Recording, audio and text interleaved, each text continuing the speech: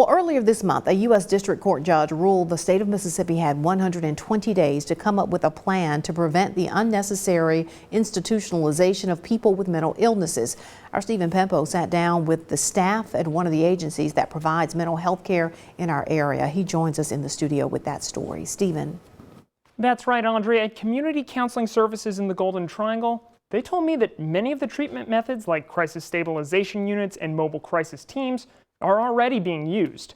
They say this plan can be a good start towards expanding those services across the state and making sure those in crisis have access to the treatment they need.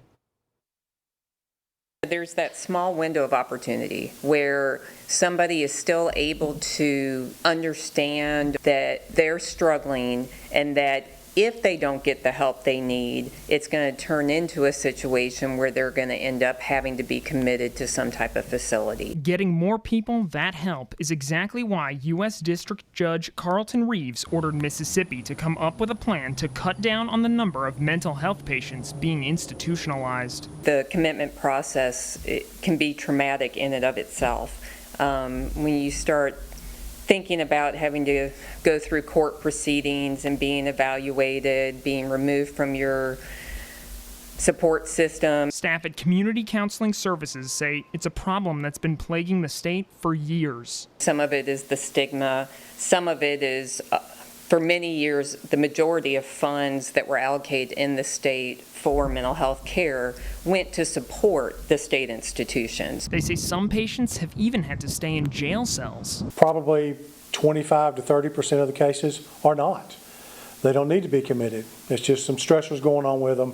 They're not a danger to themselves or somebody else. The Justice Department wants the plan to focus on expanding community-based programs like mobile crisis teams or crisis stabilization centers. We can get them seen by our psychiatrist or our psych nurse practitioner, the day that they're admitted, so they can get evaluated very quickly. CCS has been operating such a facility since 2019. Their crisis stabilization unit holds 8 beds with 24/7 access to a psychiatrist and at least one nurse on call at all times. They go through individual therapy, they go through group therapy, and the psychiatrist is there 2 or 3 times a week to see them more often if necessary. The plan must also include a review process to make sure the services being provided meet patient needs, and the state must report their progress and findings to an independent monitor. That monitor can also communicate with area mental health centers like CCS to see what their specific needs are. Invaluable to him in finding out exactly